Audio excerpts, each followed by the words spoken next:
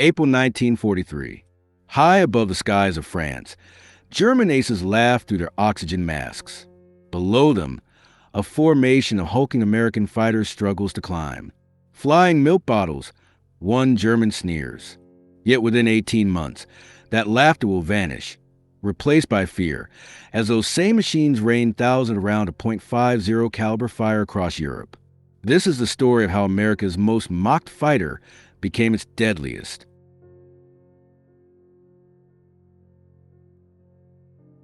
"27,000 feet above the French town of Conches, the morning sky is crystal clear.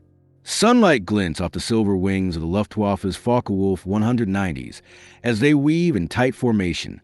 In one cockpit, Oberleutnant Ralph Hermican, a veteran with 26 victories to his name, spots unfamiliar shapes clawing slowly toward him. Through the curved glass canopy, he can't help but grin.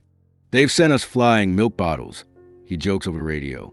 Below, 16 Republic P-47C Thunderbolts of the U.S. 4th Fighter Group labor upward, each aircraft heavy with fuel, ammunition, and the burden of first combat.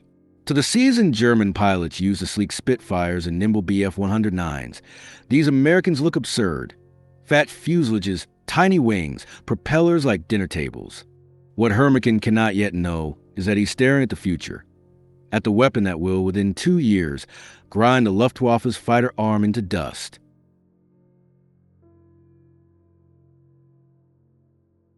Three years earlier, in June 1940, news from Europe had sent shockwaves through Washington.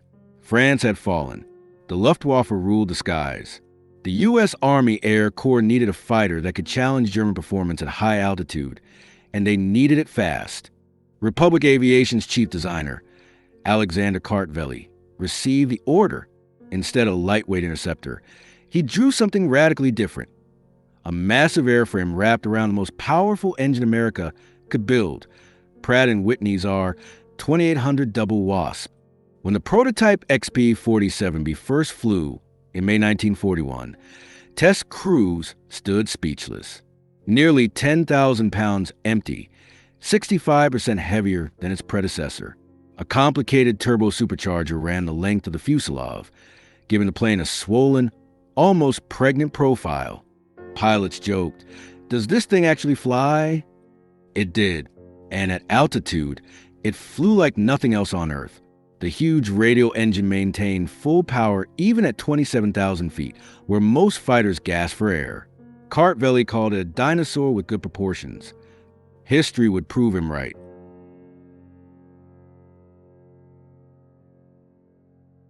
But in 1942, the men chosen to fly it didn't feel lucky. Major Hubert Zemke, commander of the 56th Fighter Group, despised the aircraft at first sight. During training in Connecticut, his unit lost 18 pilots and 41 aircraft in just 4 months. The Thunderbolt killed more Americans in training than Germans in combat that year. It ground looped on landing, torque rolled on takeoff, and dove so fast that pilots discovered a new and terrifying phenomenon, compressibility, when the controls froze as shockwaves formed on the wings. Yet for those who mastered it, the P-47 revealed a secret. Lieutenant Robert Johnson, an Oklahoma farm boy, remembered his first flight. It was like strapping yourself to a locomotive. You didn't fly it, you aimed it. The Thunderbolt was not elegant, but it was indestructible.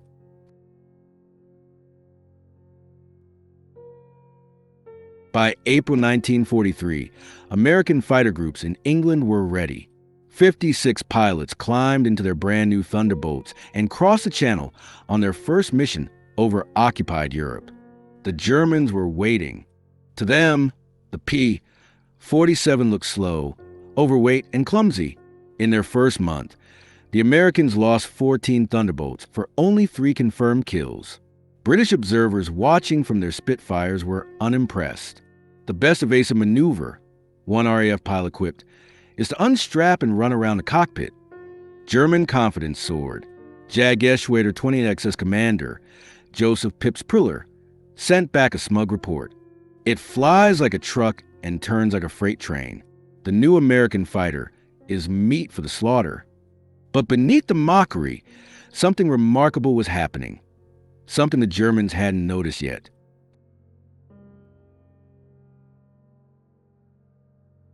The Thunderbolts that did come home were riddled with holes, yet still flying.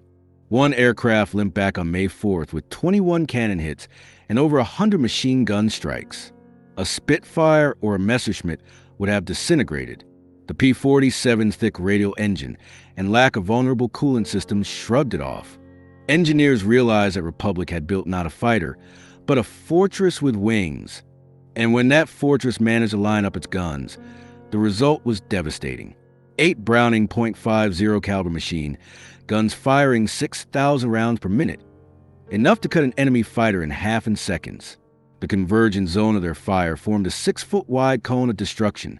Each Thunderbolt carried 3,400 rounds. That was over 30 seconds of sustained fire, an eternity in a dogfight. The laughter in German radio chatter would not last much longer.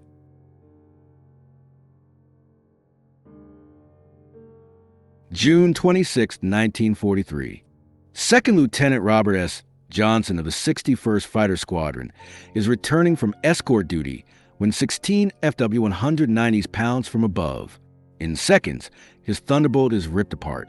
Cannon shells tear through the fuselage. Hydraulic fluid sprays across the cockpit. The canopy shatters.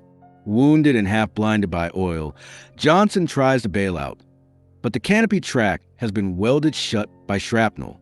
He's trapped. At 27,000 feet, his engine sputters. The controls stiffen and flames lick through the panel.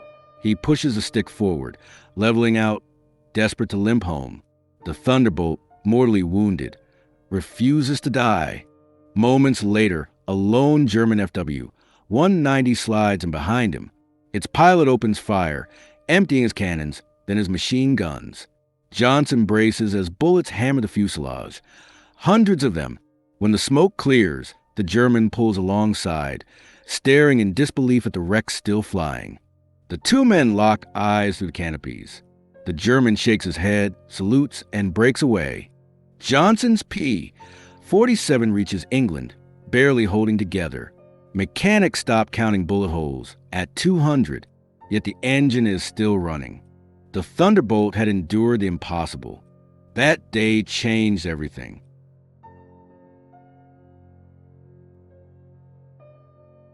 News of Johnson's survival spreads like wildfire through Allied bases and through the Luftwaffe. Engineers examine the wreck and realize the P-47's true strength.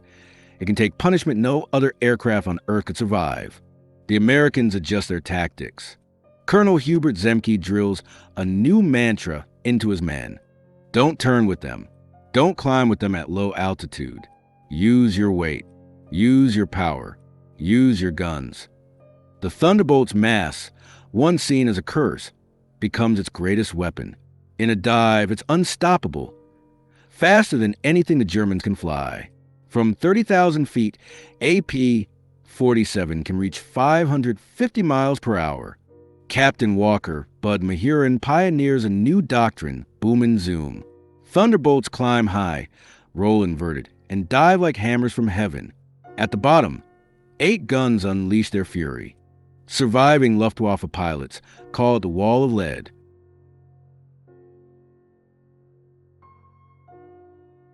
August 17, 1943. During the twin raids on Schweinfurt and Regensburg, the deepest American bomber missions yet, the Thunderbolt shows its true potential.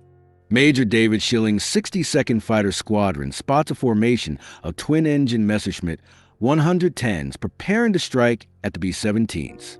Schilling and 3 wingmen dive from 28,000 feet. German gunner Hinrichroth later recalls, "The American fighters came down like hammers from heaven. I saw my rounds hit one, but it didn't even flinch. Then it fired. The aircraft ahead of us simply came apart. Wings gone, tail gone, nothing left. In less than a minute, the P-47s annihilate 8 Me-110s. The Germans have never witnessed such concentrated firepower. Each Thunderbolt pours out 100 projectiles every second. Armor-piercing, incendiary, tracer, a storm of metal that leaves nothing standing. The flying milk bottle has become the Thunder itself."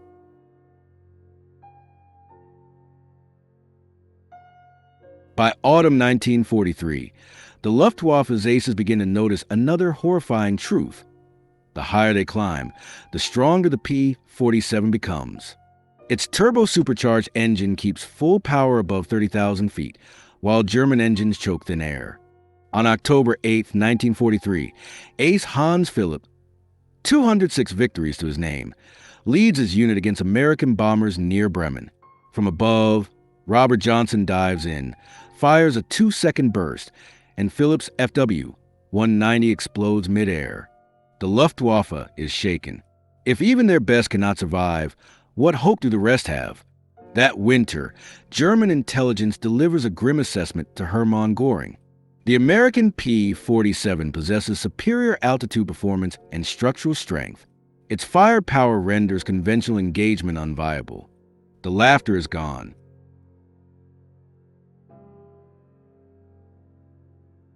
In early 1944, the improved P-47D arrives in England with new Hamilton Standard paddle blade propeller, 13 feet of spinning steel that bites the air like a giant's oar. Suddenly, the Thunderbolt can climb with the best of them. German ace Heinz Nock writes in his diary after a February mission near Hanover, "We attacked expecting our usual advantage. They turned into us and climbed with us. One of ours was blown apart. These are not the same machines we laughed at last year." Even the sound changes, a deep, rolling thunder heard miles away. Ground troops name it Donnerschlag, thunderclap. The Jug is no longer a joke. It's a prophecy.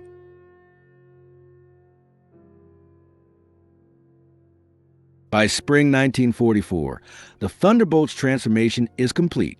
New external fuel tanks push its range past 1,000 miles. Bomber crews cheer when they see its unmistakable silhouette above them. But its most terrifying role, that of low-level ground attack destroyer, still lies ahead. For now, the Germans whisper about the heavy American fighter that dives faster than sound and survives the impossible. The sky that once belonged to them is slipping away. And soon, over Normandy, the roar of the Thunderbolt will become the soundtrack of doom.